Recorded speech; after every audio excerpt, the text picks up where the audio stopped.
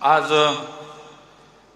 आंतरराष्ट्रीय सहकार वर्षाच्या उद्घाटनाच्या निमित्तानं व्यासपीठावरती उपस्थित आपल्या देशाचे गृहमंत्री सहकार मंत्री आदरणीय अमितभाई शाह यांचं सर्वप्रथम मी महाराष्ट्रामध्ये मुंबईमध्ये आपल्या सगळ्यांच्याच वतीनं मनापासून स्वागत करतो। त्याचबरोबर व्यासपीठावरती उपस्थित माननीय उपमुख्यमंत्री आदरणीय एकनाथजी शिंदे साहेब, उपमुख्यमंत्री अजितदादा पवार साहेब, या ठिकाणी राज्याचे सहकार मंत्री श्री बाबासाहेब पाटील, राज्याचे सहकार राज्यमंत्री श्री पंकजी भोईर, आमच्या केंद्रीय सहकार मंत्रालयाचे सचिव माननीय आशिषजी बुटानी, ॲडिशनल सेक्रेटरी माननीय या ठिकाणी उपस्थित सर्वच मान्यवर आणि देशभरातून आलेल्या सहकारी क्षेत्रातील सर्व प्रतिनिधी, आज खरं तर महाराष्ट्रामध्ये हा कार्यक्रम होतोय। महाराष्ट्र ही खरं तर सहकाराची पंढरी म्हटलं पाहिजे। या राज्यातील जवळपास 50% अधिक लोकसंख्या ही थेट सहकाराशी जोडलेली आहे आणि मग त्याच्यामध्ये आमच्या गावातली विविध कार्यकारी सेवा सोसायटी असेल, आमची दूध डेअरी असेल, पतसंस्था असतील, साखर कारखाने असतील, अशा अनेक माध्यमातून या राज्यातील जवळपास निम्म्यापेक्षा अधिक लोकसंख्या ही सहकाराशी थेट जोडली गेली आहे आणि म्हणून महाराष्ट्र देशामध्ये निश्चितपणे कायमच सहकारामध्ये आघाडीवर राहिला आहे आणि म्हणून या राज्याला आज आपण महाराष्ट्राला सहकाराची पंढरी म्हणू शकतो। त्यामुळे या पंढरीत आपल्या देशाचे सहकार मंत्री आदरणीय अमितभाई आणि देशातून आलेले आपण सर्व प्रतिनिधी यांचं मी मनापासून स्वागत करतो। आज हम सभी यहाँ मुंबई में अंतर्राष्ट्रीय सहकारिता वर्ष 2025 के महत्वपूर्ण समारोह में एकत्रित हुए हैं।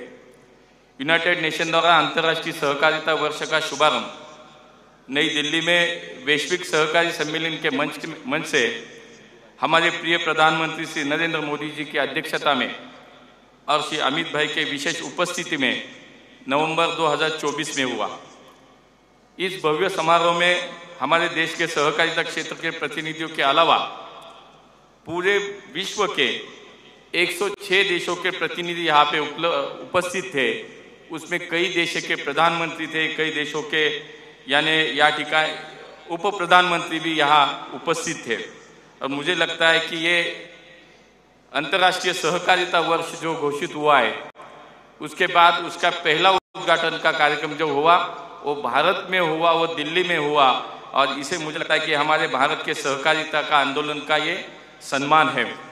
ग्रामीण अर्थव्यवस्था को मजबूत करने और ग्रामीण क्षेत्रों में रोजगार निर्माण करने के लिए माननीय प्रधानमंत्री नरेंद्र मोदी जी ने जुलाई 2021 में एक नए सहकारिता मंत्रालय की स्थापना की और एक ऐतिहासिक निर्णय उस समय लिया गया और आज़ादी के बाद आदरणीय अमित भाई देश के पहले सहकारिता मंत्री बने।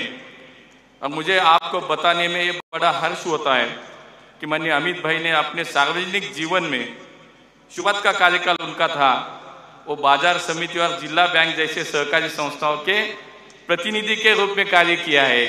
और हम सबका आज ये सौभाग्य है कि ऐसे जमीनी स्तर पर सहकारिता क्षेत्र से जुड़े हुए व्यक्तित्व आज हमारे देश के सहकारिता मंत्री के रूप में हम सभी का मार्गदर्शन कर रहे हैं।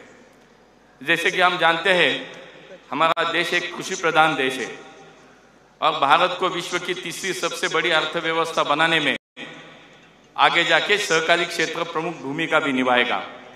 इस विचार को मूल में रखते हुए पिछले 3 वर्षों से जब से सहकारिता मंत्रालय का गठन हुआ है, माननीय प्रधानमंत्री श्री नरेंद्र मोदी जी के कुशल नेतृत्व और माननीय अमित भाई के निरंतर मार्गदर्शन में सहकारिता मंत्रालय हमारे देश के सहकारी क्षेत्र में अभूतपूर्व विस्तार और सुधारों पे काम कर रहा है।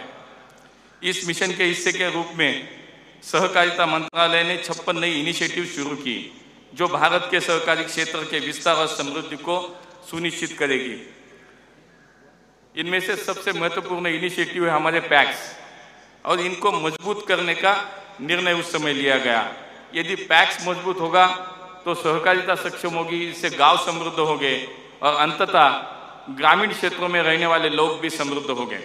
अब हमारे पैक्स को प्रधानमंत्री किसान समृद्धि केंद्र प्रधानमंत्री जन औषधि केंद्र, सामान्य सेवा केंद्र, पेट्रोल डीजल के डीलर के रूप में, पानी समिति के रूप में कार्य करने के लिए प्रोत्साहित किया जा रहा है।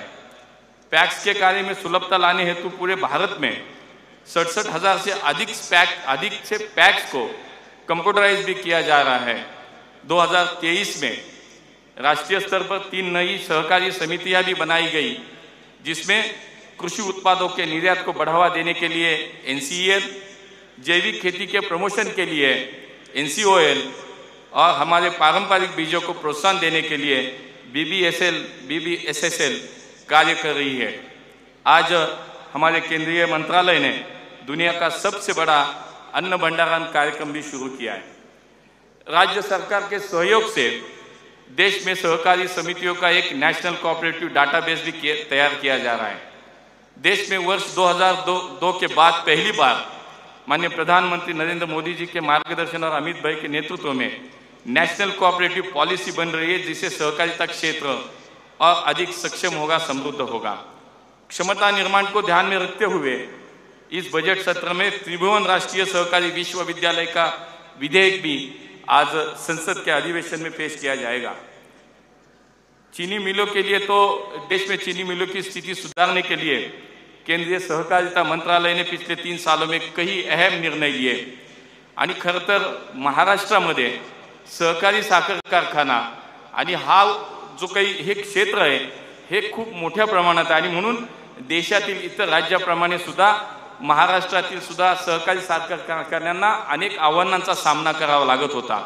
पण माननीय अमित भाईंच्या नेतृत्वाखाली महाराष्ट्रातील सहकार कारखान्यांच्या पुनर्जीवनासाठी अनेक पावलं उचलली गेली। गेल्या 2 आर्थिक वर्षामध्ये महाराष्ट्रातील साखर कारखान्याला NCDCच्या माध्यमातून जवळपास 8,000 कोटी रुपयाची मदत या राज्यातील साखर कारखान्याला मिळाली। सहकारी साखर कारखान्यांच्या अनेक वर्षापासूनच्या प्रलंबित असलेल्या इन्कम टॅक्सशी संबंधित अनेक समस्या सोडवण्यात आल्या आणि त्यामुळे जवळपास 10,000 कोटी रुपयाचा बोजा या सगळ्या आमच्या सहकारी साखर कारखान्यांचा कमी झाला आणि शेवटी ज्याचा थेट फायदा हे आमच्या राज्यातल्या शेतकरी बांधवांना आता होणार आहे। आगामी काळात NCDCच्या माध्यमातून सहकारी साखर कारखान्याच्या सक्षमीकरणासाठी सुमारे 10,000 कोटी रुपयाची तरतूद सुद्धा NCDCच्या माध्यमातून आता केली गेली है। आज हम सब यहाँ शहरी सहकारी बैंकों के क्षेत्र में एक ऐतिहासिक घटना का गवाह बनने के लिए सब एकत्रित हुए। हमारे देश में आज कुल 1,465 शहरी सहकारी बैंक है, जिसमें से 50% बैंक तो केवल महाराष्ट्र और गुजरात में है और ये प्रमुख वित्तीय संस्था है जो सहकारी समितियों के रूप में काम करते हैं और जिनका भारत में शहरी क्षेत्रों के आर्थिक विकास में भी महत्वपूर्ण आज योगदान है। माननीय प्रधानमंत्री श्री नरेंद्र मोदी जी के मार्गदर्शन में और माननीय गृह और सहकारिता मंत्री अमित भाई के दूरदर्शिता और अथक प्रयासों से सहकारी बैंकों को उनके व्यवसाय में आ रही कठिनाइयों को दूर करने के लिए जो अभी हमने यहाँ सभी ने एक फिल्म देखी, उसी का मैं जिक्र कर रहा हूँ। सहकारिता मंत्रालय ने भारतीय रिजर्व बैंक के साथ समन्वय करके कई महत्वपूर्ण लिए गए और जिसमें सबसे उल्लेखनीय निर्णय जो है वो हमारा राष्ट्रीय सहकारी वित्त और विकास निगम नाम से अम्ब्रेला ऑर्गेनाइजेशन शुरू की गई और मुझे आज बहुत खुशी होती है कि आज हम इसी के माध्यम से शहरी विकास बैंकों के जो कठिनाई आ रही है इसमें जो लगभग 1,500 अर्बन कोऑपरेटिव बैंक को अब सहायता मिलेगी। अर्बन कोऑपरेटिव बैंक अब राष्ट्रीय स्तर के शेड्यूल बैंकों के बराबर भी सेवा प्रदान कर पाएंगे। आज माननीय अमित भाई के गरिमाई उपस्थिति में अंतर्राष्ट्रीय सहकारी समितियों के वर्ष 2025 के उद्घाटन समारोह पर अम्ब्रेला ऑर्गेनाइजेशन के कॉर्पोरेट कार्यालय का वर्चुअली उद्घाटन हो रहा है। अंतर्राष्ट्रीय सहकारी वर्ष 2025 के लिए वार्षिक गतिविधियों के कैलेंडर का अनावरण किया जा रहा है। 10,000 नवगठित बहुउद्देशीय सहकारी समितियों का प्रशिक्षण कार्यक्रम और प्राथमिक सहकारी समितियों के लिए रैंकिंग ढांचे का शुभारंभ भी आज इस समय पे आज इस प्रोग्राम में होने वाला है। इस अवसर पर मैं बस इतना ही कहना चाहूँगा कि पिछले 3 वर्षों से केंद्रीय सहकारिता मंत्रालय भारत के सभी राज्यों में सहकारिता आंदोलन को विस्तार देने और उसे सक्षम बनाने के लिए निरंतर काम कर रहा है। मेरा यह दृढ़ विश्वास है कि माननीय सहकारिता मंत्री अमित शाह जी के निरंतर मार्गदर्शन में हमारे देश का सहकारिता आंदोलन अधिक सक्षम होगा। मैं एक बार फिर माननीय केंद्रीय गृह और सहकारिता मंत्री श्री अमित भाई का महाराष्ट्र में पधारने पर सम्मान के साथ धन्यवाद करता हूं। मैं यहाँ उपस्थित आप सभी से अनुरोध करता हूं कि हम सब मिलकर इसमें अपनी भूमिका निभाएं, जिससे हमारी यशस्वी प्रधानमंत्री श्री नरेंद्र मोदी जी की सहकार